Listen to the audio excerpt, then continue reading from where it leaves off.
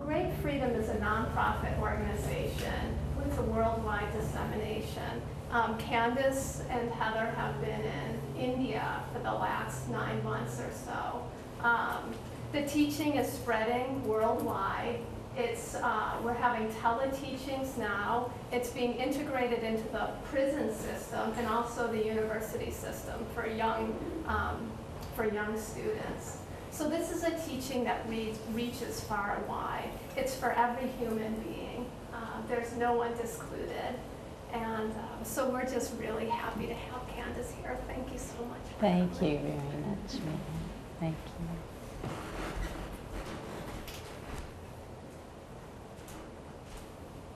Welcome. It's so good to be here with all of you. And as Mia mentioned, Heather and I have been spending quite a bit of time in India within the last year, actually 5 months. 5 months. And when we're in India, we have people come to the teaching from all over the world. So we have had participants from all continents but Antarctica. And when we're in India, we have much larger groups of people than we have here in the United States for many reasons. One is that it's an easy place for people to get to. So people from Africa, from Australia, New Zealand, from Europe, from Russia, from the remainder of Asia, it's easy for them to come to India. And also, it is very easy for people to stay in India for a long period of time at a very low cost, because accommodations start at $1 a day. Well, even if we go to Motel 6 here, we are not going to be able to dredge up a rate of $1 a day. So many people want to come and participate in the teachings in an intensive way that extends over a number of months. And being in India allows many people from many different socioeconomic groups to do that. And so you may wonder, what are they teaching? I haven't really said anything about that, have I? And maybe some of you know a little bit about that. You know, what we teach is very simple and straightforward. And we don't really put it in any kind of a category. We don't say, well, it's spiritual, or religious, or philosophical, or scientific, or psychological, or intellectual. We really don't say it's anything. We just say it's the birthright of humankind, that we, as human beings, we know that we have a mind, but really when it comes down to it, very few of us know much about our mind. Most of us, what we know about our mind are the conventional beliefs about our mind. And there are really only 2 ways we can use our mind. So we only have 2 choices to make, one choice or another choice. There aren't a lot of choices about how we can use our mind. And the first choice of how we can use our mind is what I call the conventional mind. And in the outlook of conventional mind thinks that it is all of its points of view. So we learn that our thoughts, our emotional states, our sense perceptions, that's what our mind is. It is those things. And that the stirring of those is something that just goes on. And we may even feel that we're kind of over against our mind. That sometimes it seems like we can control it, at other times we can't. We feel we're at the whim of it. And over time we're taught to believe that all these things going on in our mind, all the points of view going on in our mind, that those things that are going on in our mind are our identity. So what we're thinking about, what our emotional states are, what our sense perceptions are, that those comprise our identity. They state who we are. Our history of all the things that have gone on in our mind is the accumulation of all these points of view, and that is the substance of our identity. But that's really only one way to look at the mind.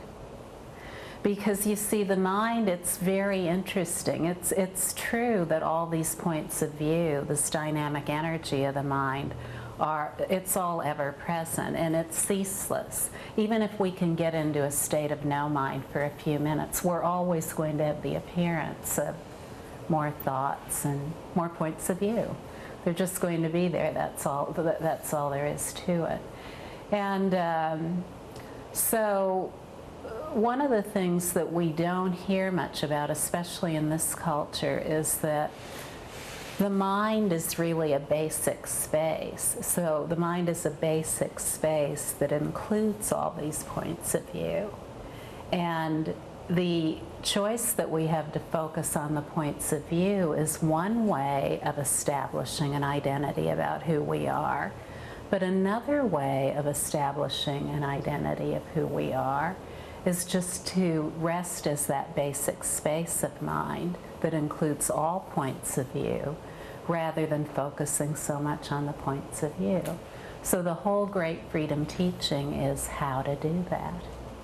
How to rest naturally for short moments, repeated many times as the basic space of mind until it becomes automatic. So you may wonder, well, why should I do that? Why bother? My life's fine just the way it is. I have some thoughts I like, some thoughts I don't like, some emotions I like, others I don't like, sense perceptions I like, others I don't like, but it's no big deal. Everybody's in the same boat. Well, when we get acquainted, when we grow more and more familiar with basic space, that includes and contains all points of view, in the same way that vast and infinite space includes all the planets and stars.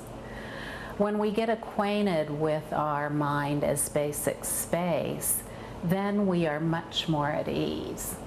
In other words, no matter what kind of thoughts we're having, no matter what kind of emotional states come up, no matter what kind of sense perceptions come up, in other words, what kind of circumstances we're in, we're at ease. We're completely at ease and we're totally clear about what's going on. We understand everything that's going on, and also we are able to respond to it in a beneficial way, in a compassionate way.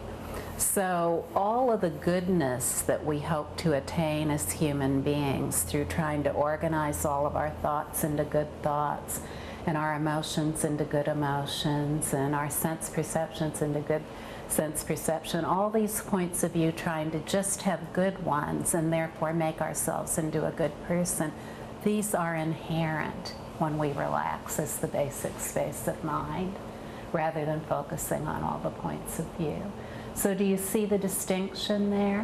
When we're working, striving to be virtuous, then we spend our whole life doing that, not knowing that it's innate, that it's already innate, that compassion, wisdom, it's completely innate. It's inseparable from who we are. Our goodness is inseparable from who we are, just like the color blue is inseparable from the sky. There's no way to take the color blue out of the sky, and there's no way to take the goodness out of any human being, because it's inherent in the basic space of mind. So this basic space of mind, it's not a personal matter. So we often learn that we are a body and our mind is in the body. And when the body is born, the mind is born along with it. The mind dwells in the body, it's located in the body. That's what we learn, especially in Western culture. And then we learn that when we die, the body dies and the mind dies along with it. But the reality is that the mind does not depend on the body for its existence. So now that's an interesting notion, isn't it? The mind does not depend on the body depends on the mind. And even though we may learn that, and therefore have a belief system, an assumption that says that the mind is within the body, in other words, within the skin line of the body, when we begin to just grow familiar with the basic space of mind, we realize that it's not here. It's not dependent on what's right here. It's vast, like infinite space. It's the basic space of everything, including our body. Our body, too, is just one of the points of view within this basic space of the mind. So then, well, if we look into it a little further, we have to look at this thing called mind. What is that, really? The mind it's a point of view, just like any other point of view. You see, all points of view have labels. So we could look at all the words in the dictionary. All those labels are points of view. And all those labels that are points of view, they don't have an origin that's independent of this basic space. There isn't a single word in the dictionary that has an independent nature, substance, entity, or origin other than basic space. None of them have derived from anything else. So, including this point of view of mind, or the point of view of the human body. So you see, this greatly simplifies the way of looking into the true nature of what we are. And if we simplify it even further, we can say, well, mind, it's kind of an abstraction, really. Even with what I've said about it, it's an abstraction. If we take it down to the experiential level, well, what do we really experience as human beings? What do we experience that makes us know that all of this is going on, that all these points of view are included within this basic space? What is it? What functionality is it of us as human beings that is true for all human beings with no one left out, that allows us to know that all points of view are included within this basic space? And you know what that is? That direct experience is awareness. Awareness. Every single human being is aware. There's not a single human being anywhere who can say, I am not aware. And that awareness is the storehouse of power of humankind, that collective awareness. So when we rest as that basic space of awareness, we know what all these points of view mean. We really understand them in terms of their true nature. We don't just take their label to be real and that's it. We know that they're a vivid appearance, whatever their label may describe, but we also know that they have no origin independent of awareness. They have no nature independent of awareness. They have no substance independent of awareness. They have no power that can get us because they are not a substantive entity. They have no power that can get us or affect us in any way. Our awareness is always complete in itself. And when we just rest as that awareness, more and more we see that any of these points of view, these vivid appearances, no matter what they are, they're like a mirage. You know what a mirage is? If we went into the desert, say the Mojave Desert or one of the other great deserts here, the Death Valley, and we forgot our bottle of Calistoga or whatever kind of water we happen to like, and all of a sudden we get pretty thirsty, and then we may see on the horizon a mirage. And the mirage may have all kinds of elements to it. We might see a palm tree and a water well and a person getting a bucket of water out of the well and taking a big drink. And so we see all these elements in the mirage, but is there any way that we can ever get a drink of water from that mirage? No, we can't. And so this is the case for any point of view as well. All points of view are mirage-like. No matter how much we try to get satisfaction out of them, in other words, get a drink of water, we can't. no matter what the point of view is, we'll never find satisfaction and fulfillment in it. The place we can find true satisfaction and fulfillment in human life is in awareness, in growing more and more familiar with this awareness that is pervasive of everything. And as we grow more and more familiar with that as the reality of what we are, as our true identity, rather than our points of view, we find that our innate strengths, gifts, and talents come alive, whatever they are. We don't have to effort to make those come alive. They're already inherent. We're born with them. But as long as we're focusing on all the points of view and taking those to be our identity, the full force of our innate strengths, gifts, and talents can't come alive, only because we're not relaxed enough. We're not really relaxed enough to tap into the immensity of that power and force that's inherent in us. And you know, that includes, with every single one of us on earth, no matter who we are, it includes this tremendous force of wisdom and compassion. A wisdom and compassion that is beyond any concept, including concepts that we take to be so necessary, like cause and effect in time and space. You see, those are all part of the reality of what is in human life.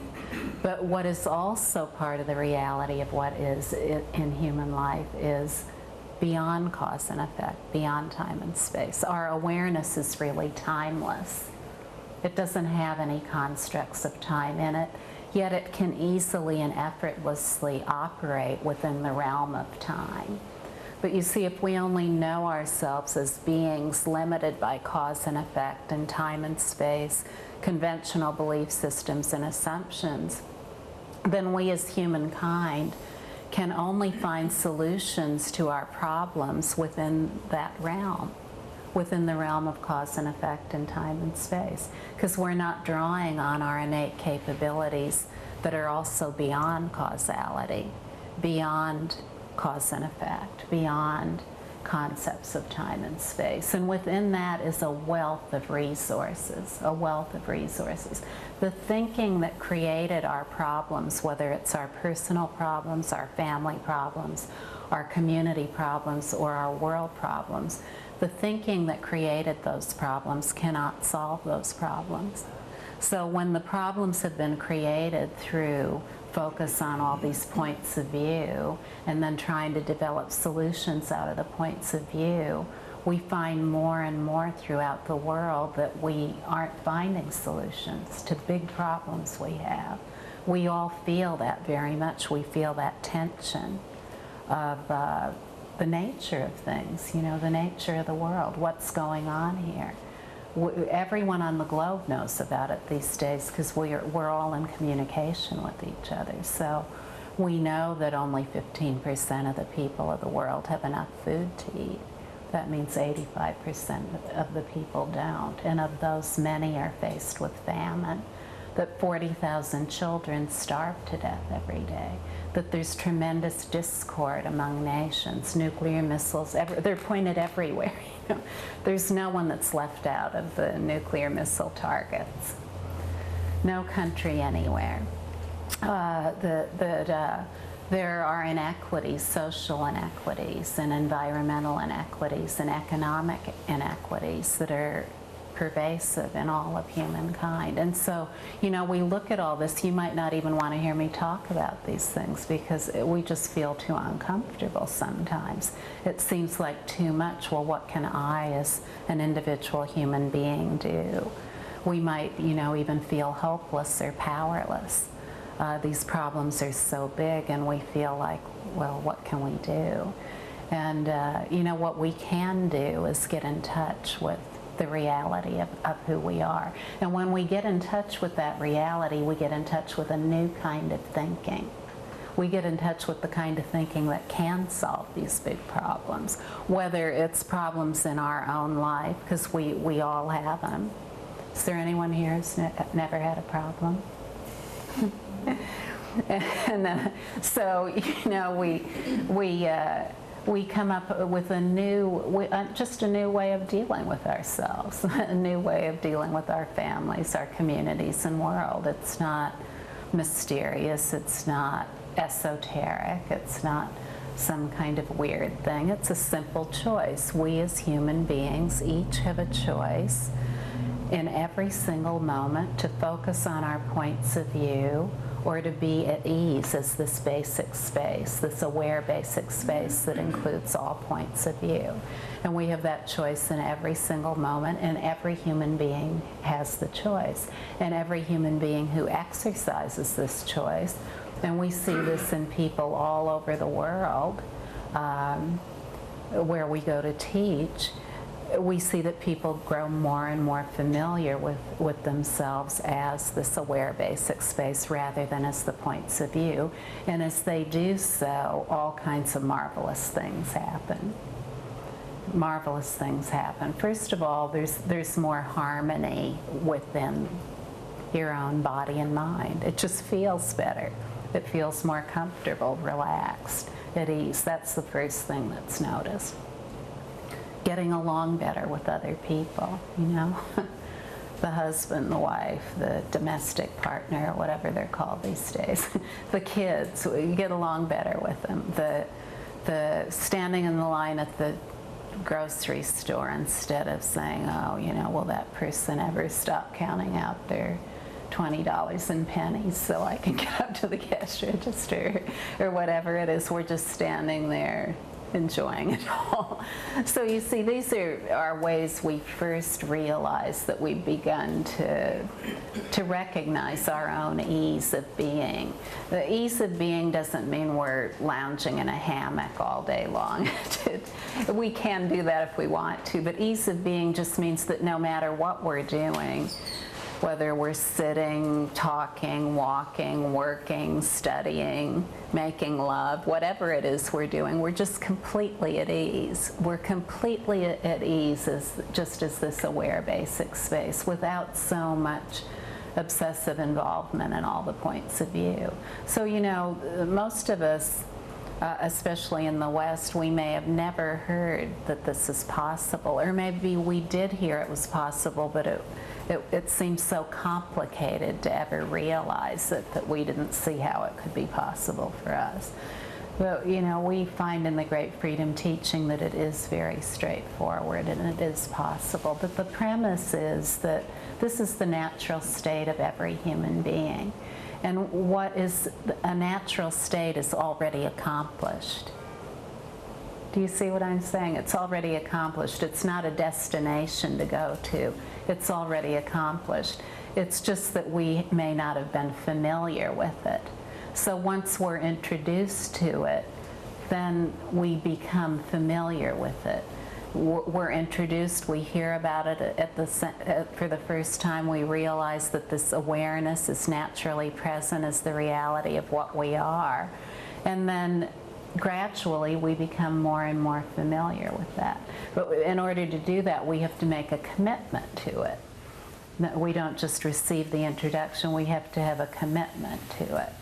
And we say, okay, you know, rather than being so wrapped up in my points of view, I'm going to try this other thing, you know. In fact, I'm not going to just try it, I'm going to be committed to it.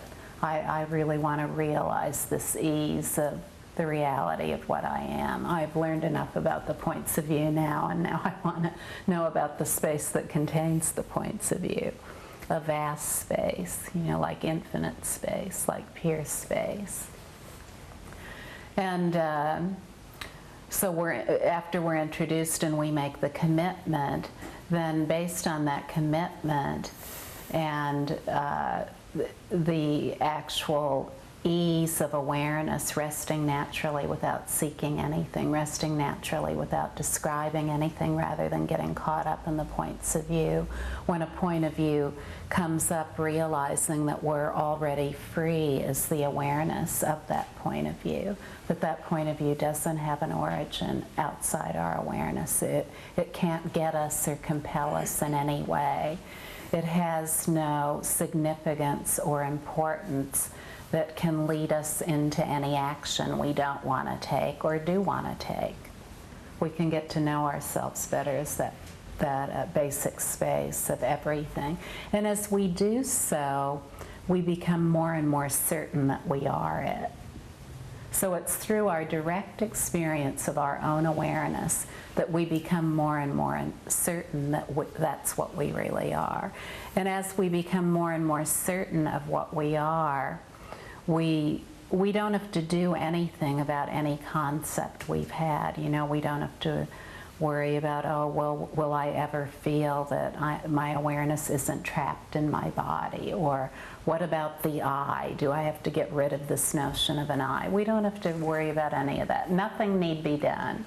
All points of view, no matter what they are, they're already timelessly free. It doesn't matter what they are. Have you ever tried to hold on to a point of view like a thought or something like that? It's impossible. They vanish naturally, leaving no trace. They're nothing but basic space. They vanish naturally, leaving no trace. At no time in human history have we had more means to prove that to ourselves than we do today. You know, we can take anything, any point of view, any person in this room, we can take and we can look for a personal identity that's located somewhere in any person in this room. And try to find the personal identity, where it's located. We look in the brain or the eyeballs or the heart or wherever it is.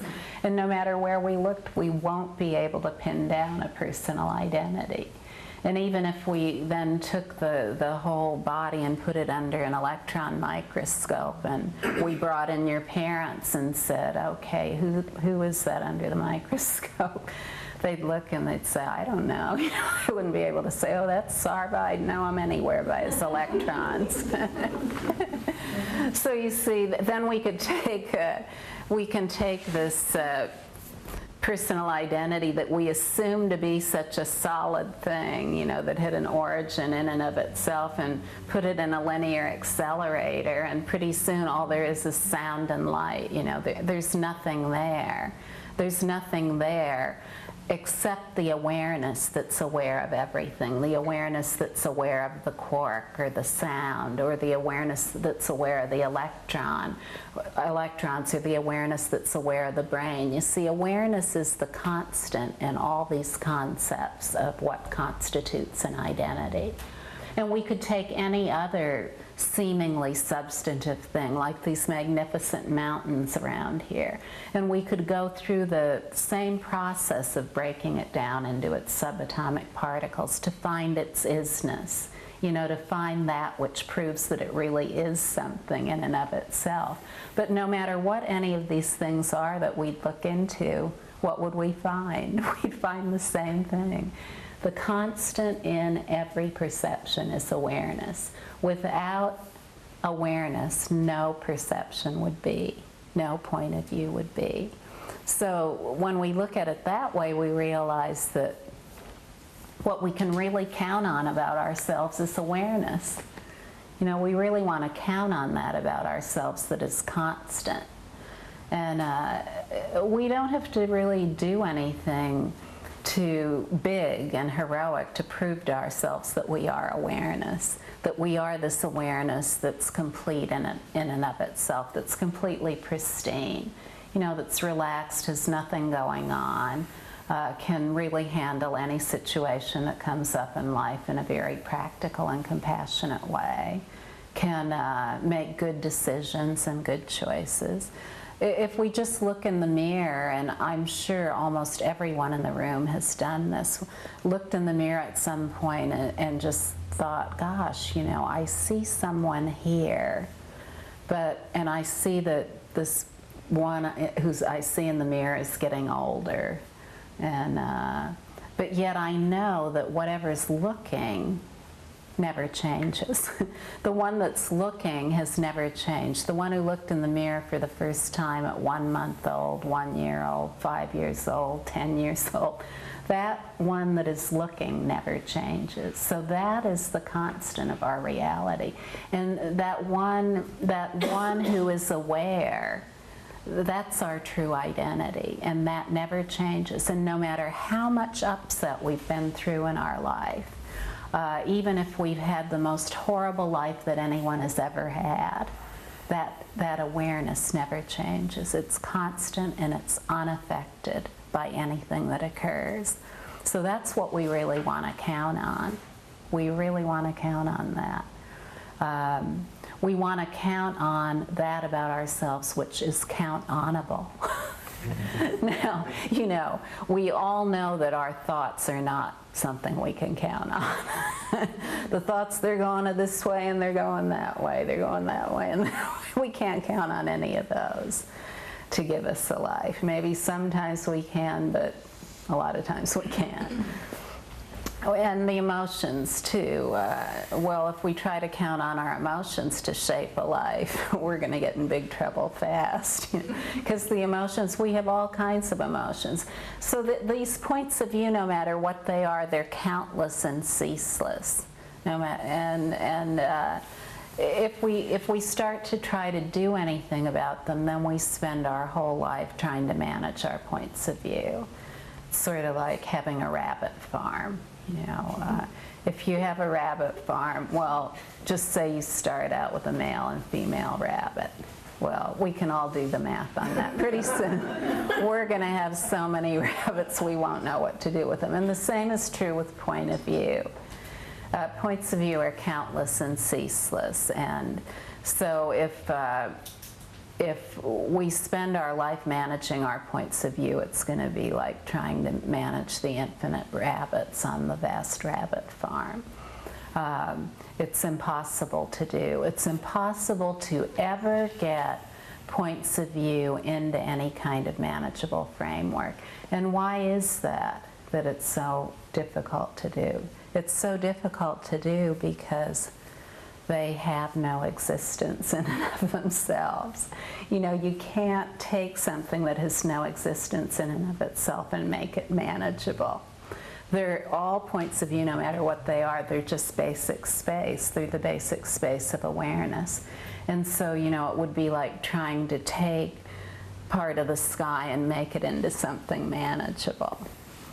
We can't do that. All the points of view, no matter what they are, they're their own undoing. They vanish naturally, leaving no trace. When we rest as awareness, just allow that ease of awareness, allow that seeing of awareness to be the reality of every point of view. Then the ease of being that ensues is so compelling that we no longer get so wrapped up in what our points of view are. So, you know, this is very straightforward. It's a simple choice, a very direct choice.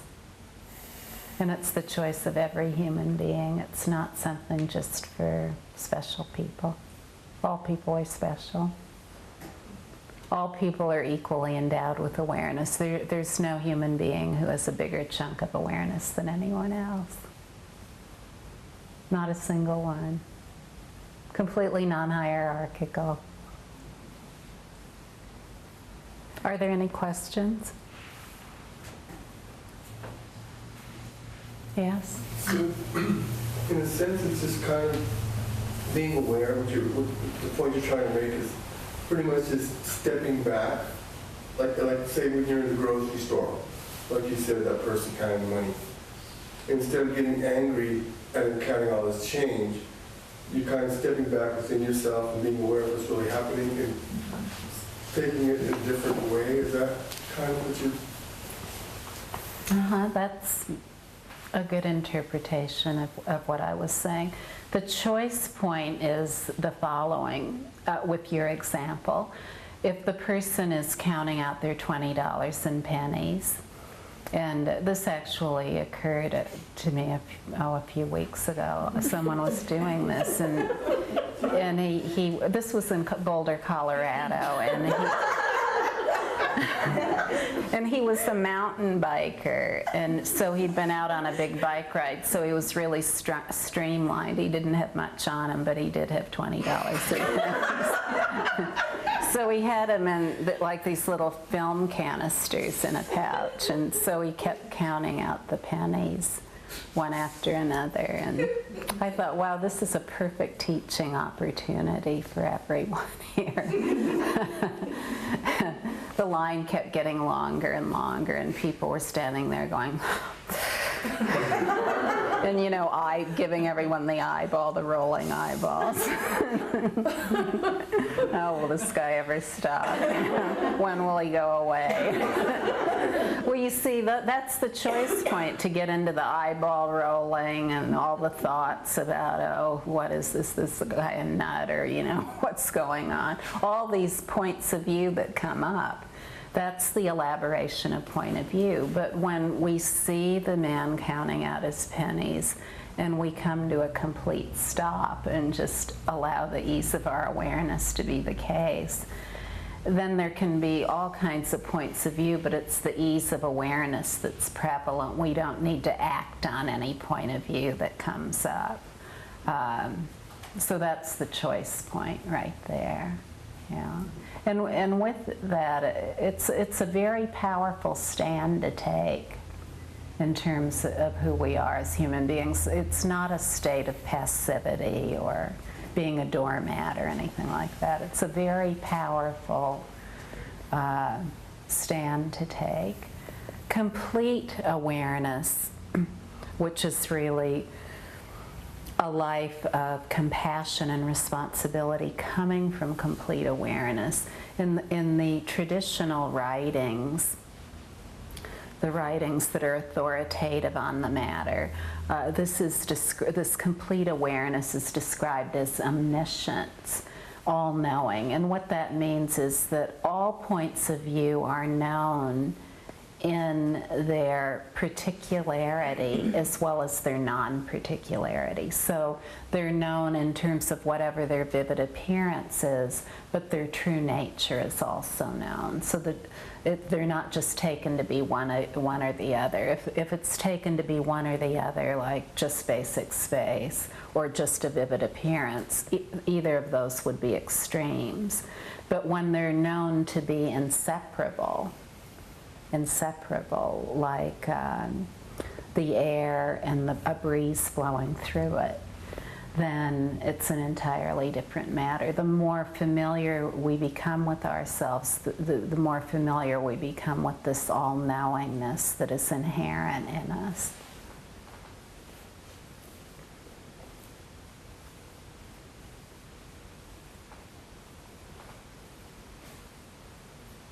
When people come to India for a couple of months to study, how do you work with them for that intensive opportunity? What is the actual process? Yeah, or describe what they're studying. The Great Freedom teaching is comprised of 3 series of teachings. The first series is called the 12 Inquiries. And the 12 Inquiries teaching focuses on how to rest naturally as the basic space of awareness in all daily activities. And that teaching is 2 weeks in length. And then we have what we call the Power of Wisdom series of teachings. And those teachings are very specifically evoke the basic space of awareness. So they're not so much about the focus of how to rest in daily activities, but just evoking that basic space of awareness. They're very, very powerful teachings. And all of the teachings are done in groups, and they're all very participatory. So usually the day starts with me coming in and giving a talk, and then the teaching material is presented, whether it's the 12 Inquiries or one of the Power of Wisdom teachings. And then the text is engaged with. Everyone reads aloud from the text, one at a time, each person reading a couple paragraphs, growing familiar with the text. Then each part of the text has questions which are answered in writing in a period of silent reflection. Then those answers are shared in the group, and there's more dialogue in between the teacher and the participants in the group. And it's extremely powerful. Unless we realize that our points of view and our over-involvement in taking ourselves to be all these points of view, and unless we realize that that is causing us suffering, we won't want to stop. We have to at least feel on some level that that has caused us suffering. And we also need to know on some level that this basic space of awareness is a possibility for us. So first, that our points of view have caused us suffering, and that this basic space of awareness is a possibility for us. Not just for us, but for all human beings. So that is really the proper disposition for realizing the basic space of awareness. And as we do so in the group setting, the 12 Inquiries is the introductory teaching. And because it is so participatory, everyone at the same time is realizing the suffering caused by their points of view. Not by looking at it only in a general philosophical way, but looking at it for each person individually, because we each have our own points of view. So we identify what our points of view are, how they have caused us suffering, how they have caused suffering or discord in our relationships, how we can come into completion of the discord in relationships. We look into all of that, but all of that while resting naturally. So the preliminaries and the fruition are inseparable in the Great Freedom Teaching. It's not a destination. From the very beginning, there's the depth of instruction of resting naturally as awareness is predominant throughout the teaching, and people are supported to live as awareness from the very beginning. It's really quite profound. And when it's profound wherever we are, whether we're here in Missoula or wherever we are. When we're in India, there are people from all over the world. So to see a room full of 100 people from all over the world, with every continent represented except Antarctica, and all people realizing the same thing about themselves, that the points of view, the contents of the mind that they'd taken themselves to be, that's not who we are, and realizing that rather that the basic space of mind is what we are. It's very powerful. We can sit around and talk about suffering and compassion and this, that, and the other thing, but when we get together in a group and we're all sharing about what our sufferings have been, you know, what our points of view have been, and we're hearing that from many other people, we realize firsthand that we all suffer. You know, that we all suffer when we're overly involved in points of view. And when we see firsthand through direct experience in such a way that point of view causes suffering, compassion immediately arises, real compassion that can't be turned on and off. It's always on compassion. You know, like always on wireless. It's always on compassion. It's not the kind of compassion where you wake up in the morning and you go, I'm going to be compassionate today. You know, no matter what happens, I'm going to be compassionate for her. It's indwelling compassion that we don't have to struggle or fight to get, because we already are it. You see, that's the only compassion that we can ever really count on. So yeah, it's really amazingly beautiful. We find that people come to the teaching, and usually when people are traveling, they have many plans, and they all involve traveling. They're not planning to come and stay in one location, but to travel around.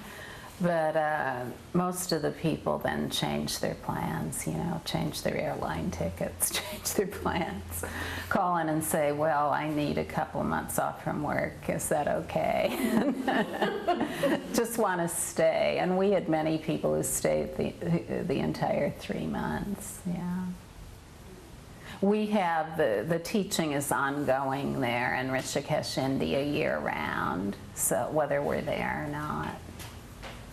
We have other teachers presenting the teaching. So does that respond to your question? Good.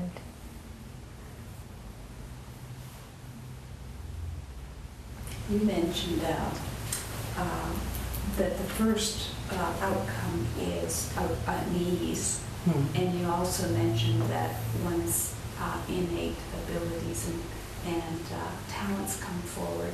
Can you talk anything more about relating to the problems and challenges of everyday life, or what you would see as the benefits in that way? Of everyday life, sure. Well, in everyday life, if we've been living our life thinking that we all are all our points of view, that's what our identity is, it's stressful and it's tiring. So even though we may have some good days, there'll be other days we have that aren't good days, because on some days we'll feel very much at the whim of whatever's going on in our thinking and emotions. This is just the way it is for everyone. It's the dynamic energy of awareness. It's inseparable from it. So one of the practical values on a daily basis is just the ease that comes into one's being, in terms of being at ease with all the points of view, no matter what they are. When there is that ease of feeling that nothing need be done about these points of view, instead of trying to manage them, that is a tremendous benefit, and it's very immediate. For most people, it's very immediate. For some people, it takes longer. It doesn't have to look any particular way. But from the very beginning, there's more and more ease within oneself, and then also within one's relationships.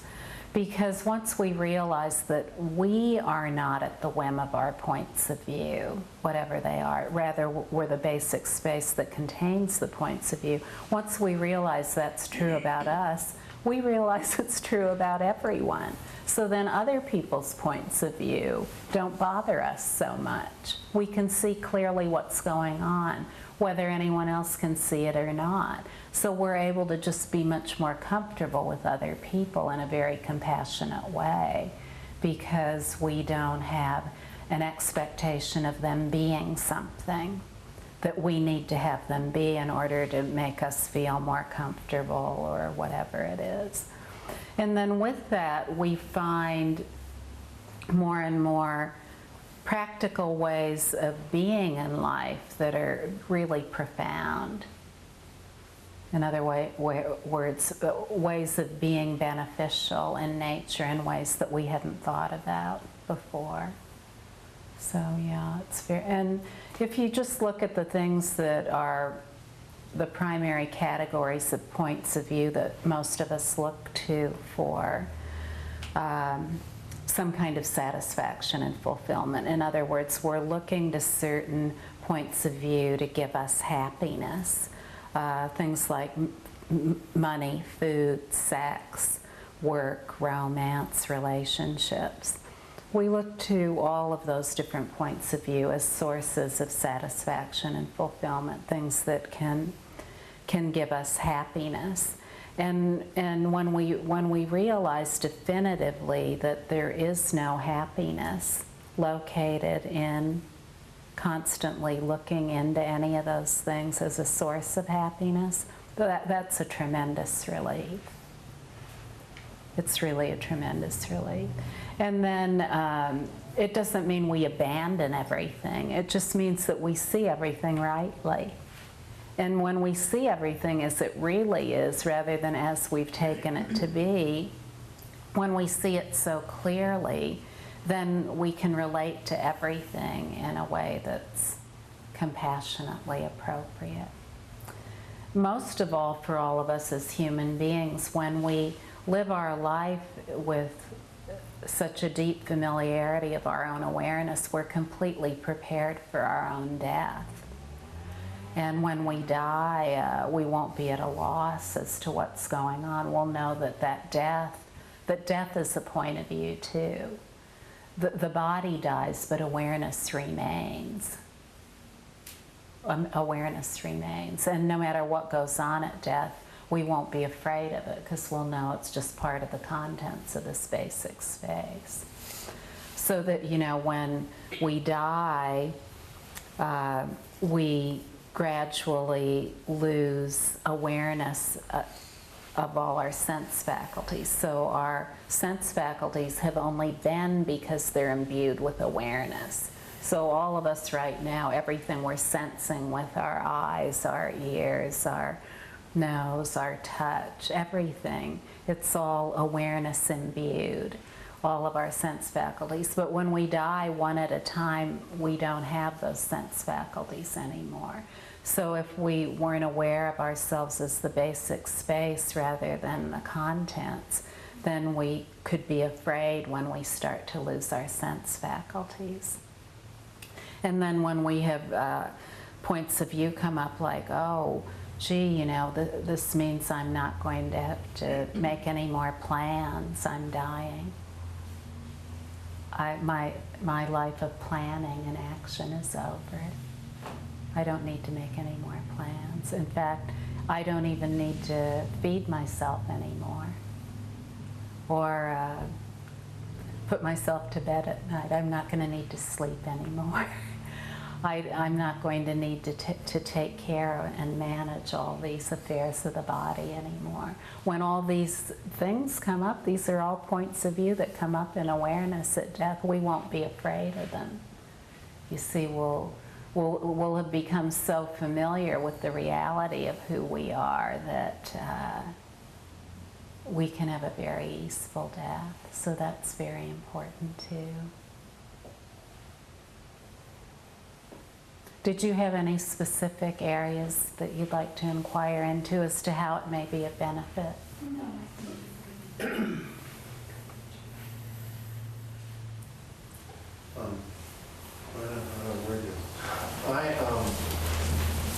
The idea of being at rest or going into restfulness sometimes is a little frightening. Because it feels like I have a lot of responsibility and things to deal with. I work as a builder, and as you're talking, I'm thinking about how I do this or not do it. I'm in the process of really getting employees for the first time, and I've had to let some of them go, and then the one I kept decided to go. He's Native American, he's from Browning, decided to go ride ponies and didn't call me or let me know where he was or anything. And so I just kind of floated with all these different things that were happening. I just wonder how it would integrate into my own life, because it's like not like I want to sell my tool belt and get rid of my mortgage, and I'm kind of comfortable in the life I've chosen, but I wonder again how it fits into how it would help with the things I kind of have to do. I mean, I feel like there are a fair number of have-to-dos in my life, and it seems a little different than having a point of view. I mean, I can see myself in different ways as a builder. And those are all different kind of points of view. And am I making sense? Oh, absolutely. I'm a very busy person, and I'm just looking at taking on another mortgage. I haven't had a mortgage in a few years, so I'm looking at taking one on. So mortgages aren't excluded, and your tool belt isn't excluded, and growing your business isn't excluded. To rest naturally as awareness, it doesn't imply passivity or checking out of life. It implies being totally clear in the presence of whatever's going on. So that, say, for example, you have a commitment that you've made, a contractual commitment to build something, and so the person you sign the contract with is expecting you to show up and build whatever you said you're going to build, and then the person you made an agreement with to come there and help you isn't there.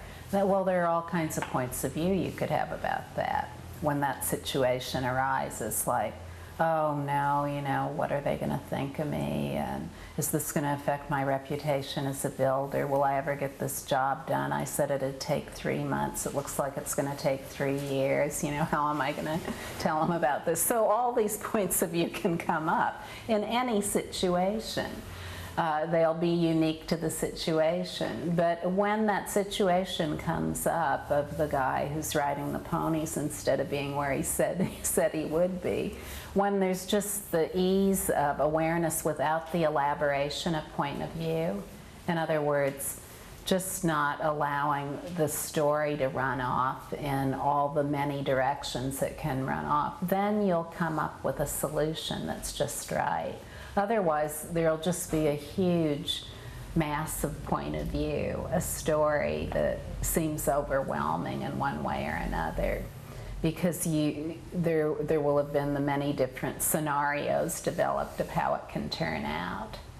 But with the ease of awareness, the awareness requires no elaboration in order to come to an effective decision.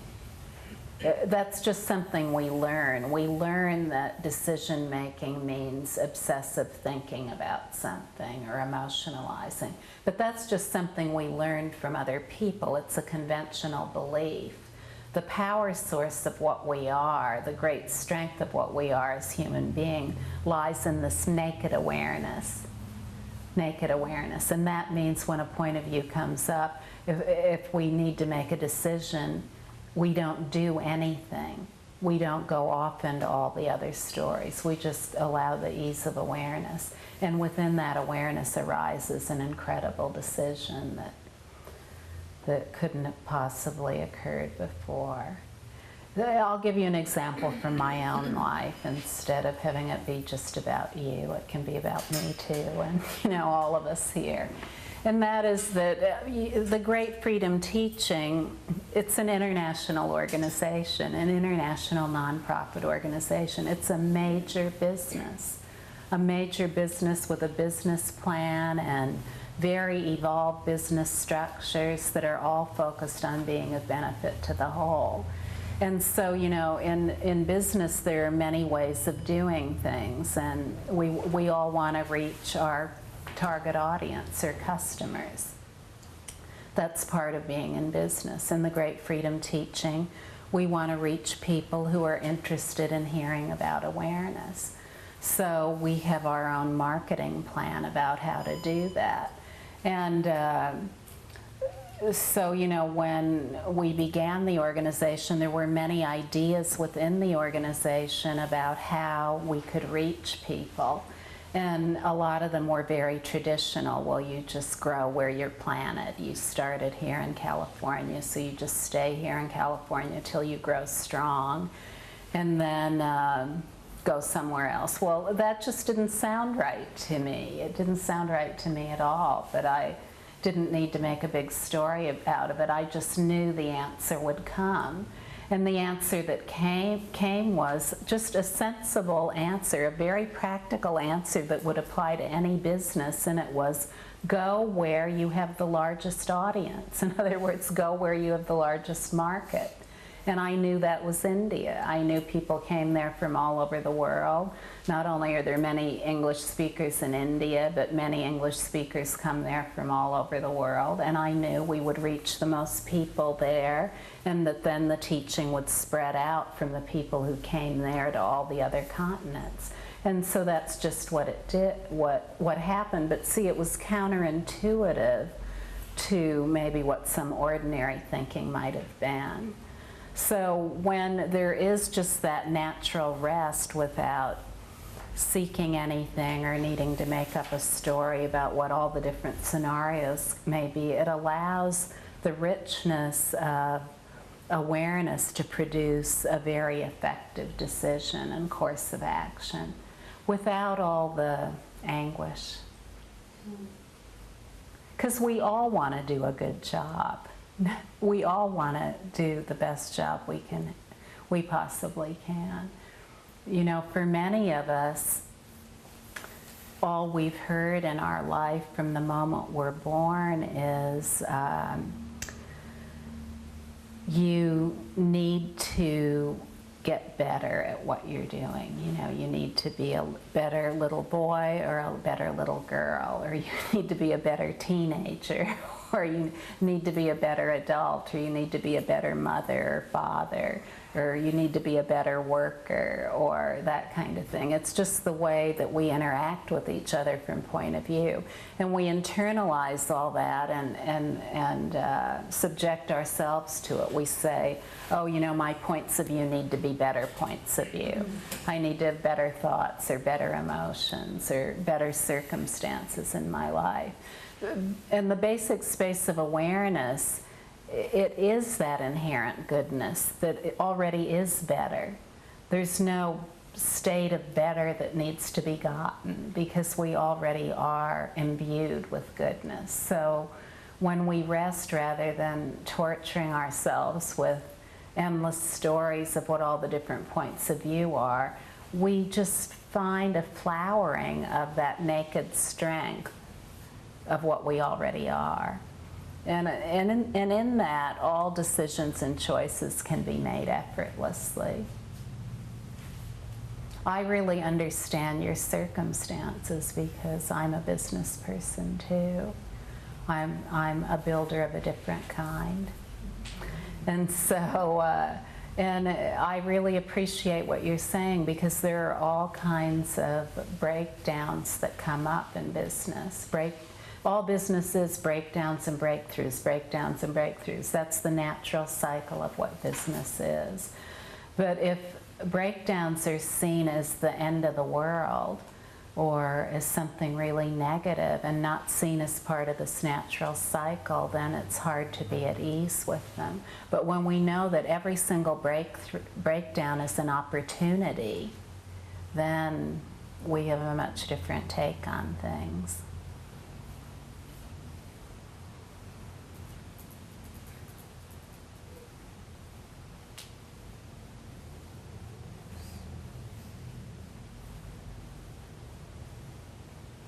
Did you have a question, Aaron? How did you know? I was just wondering how you came from your awareness to beginning all this teaching. Oh, that's a good question. 25 years ago, I was a young person. That may be hard for you to believe. I was 34, and I had lived a regular life here in the U.S. I had set out on a course of action to be an effective adult, you know, and a good person, and I never really reached a point where I felt that I was that. And I started facing major kinds of problems of adulthood that we all face in one way or another.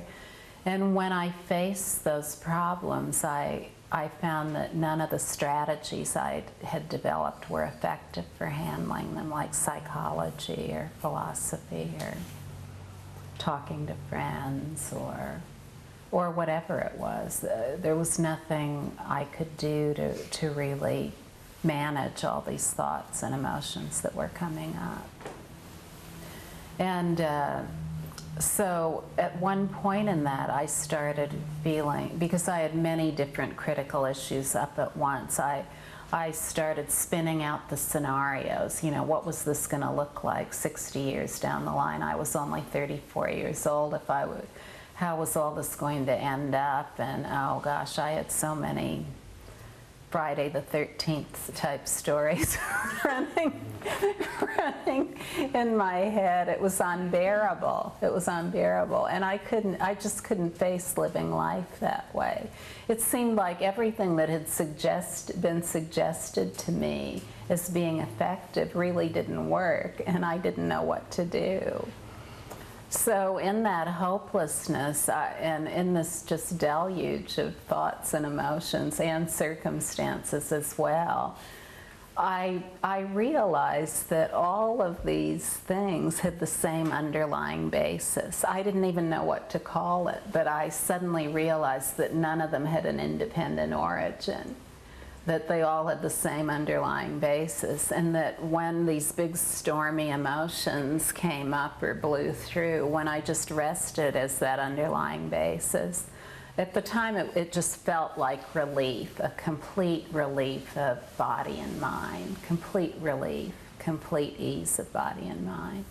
So whatever it was would come up, the storm would come up, and I would just rest rather than feeling impelled to act. And the more I did so, the more familiar I became with that basic space of just total ease. And as I did so, I realized that my decision-making became much more effective, that I was completely at ease but powerful at the same time, and also incredibly compassionate. I'd always tried to be a good person, but I really felt that it required effort, quite frankly. It wasn't always easy, and here I found that it was easy. You know, when I just rested as the basic space of everything rather than as all the points of view about it, the compassion became very easy, the warm-heartedness became easy, the decision-making became effective. So it was self-fulfilling and self-affirming. Do you see what I mean? It was such a relief, and I wasn't really looking for anything. I wasn't looking to feel that way all the time, to feel that relief all the time or anything else. I was just awed that there could be so much ease available, not only to me but to everyone. And after 10 days it just became obvious at all times.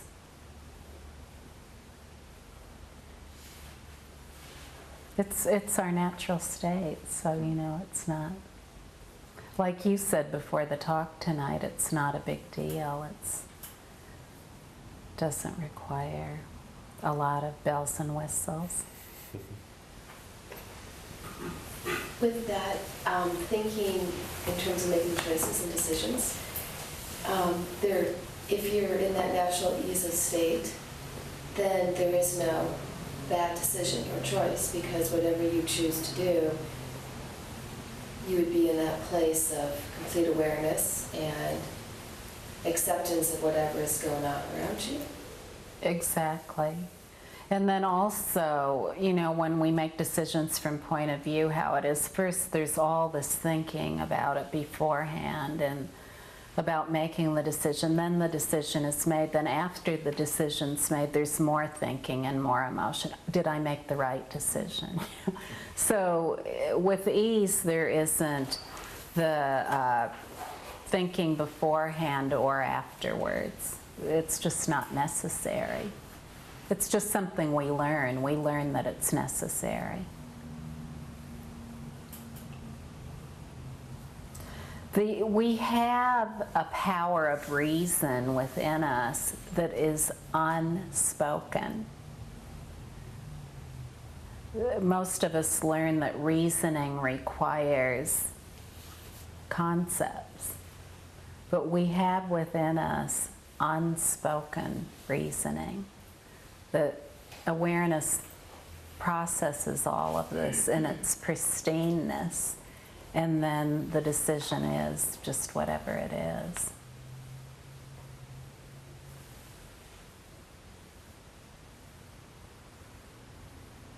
Even if it's difficult to stop the points of view or to not elaborate on them, not to spin out a story, just to continue being at ease while the story spins out, is very, very powerful. And to know that no decision needs to be made based on the spinning out of a story, that awareness will provide a perfect answer to the situation. That awareness on some level, I know it's a point of view, but it's still an awareness. I mean, you can be aware if you're in an unsafe situation. But at the same breath, too, if I hear what you're saying, you can be aware of that and you still should be able to maintain no harm. I'm not clear on what you're asking.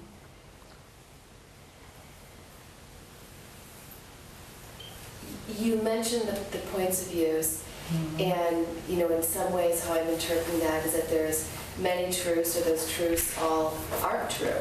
They're just a point of view, and they don't really have a lot of meaning unless I'm choosing to give them a lot of meaning. I'll think of something really simple. I'll do emotional safety versus a physical safety. A coworker or your boss said something very hurtful, maybe even borderline slander to you. You could choose to, obviously go into all those stories, all the self-doubt, go off with that. Or you could choose to know that that's just a point of view and doesn't have to create your reality or be true to who you are. Correct? Is that? Exactly. Okay. So when you bring up the point of view, even though you have the empowerment to know that that's their point of view, and I don't have to accept that as my reality, on another level, it still can make it very unsafe for you to be in that environment. I mean, would you be able to protect yourself? Absolutely. Absolutely, much more so than getting involved in all the points of view going on in the situation. Because once you get involved in all the points of view by reacting, for example, immediately, then there's just more point of view going on. Say if someone in your workplace or at home is diminishing your abilities, that's what you're referring to as emotional unsafety. An emotionally unsafe, or maybe it could even be called an abusive environment. And say that you've had a lot of that in your life before, and most of us have, either in our homes or workplaces or both, or school or wherever it might be. Most of us have at least had some of that. So if we've internalized any of that, which most of us have, and therefore are diminishing ourselves, when that starts from someone else, what it's going to do is stir up of our own points of view of where we're unsure about ourselves. And so if we get involved in a reactionary response, we're going to be all wrapped up in our own points of view that we've internalized about our qualities where we don't feel that we're as strong as we could be. And we're much more likely to stay in the situation then, because it's familiar, it's familiar, it's what we've always been accustomed to. But if we rest naturally and we realize, well, this other person, they're diminishing us, and then we realize too that we have this going on within us, we're also diminishing ourselves and feeling unsure about ourselves, then we've taken a very strong stand of awareness, because we see everything that's going on. We see everything that's going on clearly, and from that place of awareness of seeing everything that's going on clearly, we can make a clear decision about what we want to do. We can start asking ourselves questions like, well, do I really want to remain in situations like this, or do I want to create a life for myself where there's less of this kind of thing going on? Once we stop diminishing ourselves with all our points of view, then we're much more likely to be attracted to people who are living the same way. And we start to form relationships and community and that are based on that. But that, you know, that's a good question, and it comes up sometimes for people who come to the teaching. And I certainly noticed it in my own life, because let's face it, there are a lot of points of view out there. And when you're completely at ease within yourself, which you already are, then that tremendous force of wise action is completely at your disposal. And who knows what you might do or what you might say, but it will be something totally empowered. Whether it's resorting to the grievance procedure of your workplace or whatever it is. But you'll be very clear of how to act, not only in a way that will benefit yourself, but will benefit others. No one should live or work in a situation where they're being diminished. I spent about 2 hours earlier today talking about that. That's totally a product of point of view. It's possible for all human beings to live completely at ease with each other, and I have seen the direct evidence of that in the last 25 years over and over again. What about if you go, like, it's not a point of view, say it's like a diagnosis. Say you go to the doctor and he says you have arthritis or diabetes or whatever it is. How do you get away from dwelling on that and allowing that to take over your life? Your diagnosis? Yeah, I mean, I'm not, but I'm just saying, how would you... Do you have anything like that that's personal to you? No, but like, I know this lady right now, she has heart problems. And those heart problems are pulling her down because she's believing that she has heart problems, that she's giving in to the problems, and now she can't even walk across the parking lot. How do you prevent that from happening in a case like a diagnosis rather than a point of view? Just rest. You know, if for example, with your friend, if that's all she can see about herself, that's her whole identity. The heart problem is her identity, and it has overwhelming proportions. With, how old is she? She's younger than I am, she's 35. Oh, young, It's important, if she can, to be introduced to awareness and grow more and more familiar with that as the reality of her being, rather than cloaking herself with this identity of the heart problem. Because no matter what it is we face it in life, our strength is in our awareness.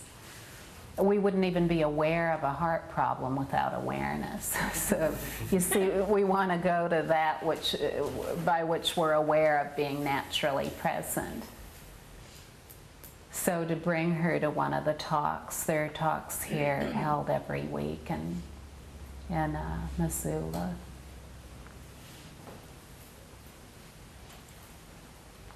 Thank you so much for coming tonight. It's really been a pleasure to be with all of you.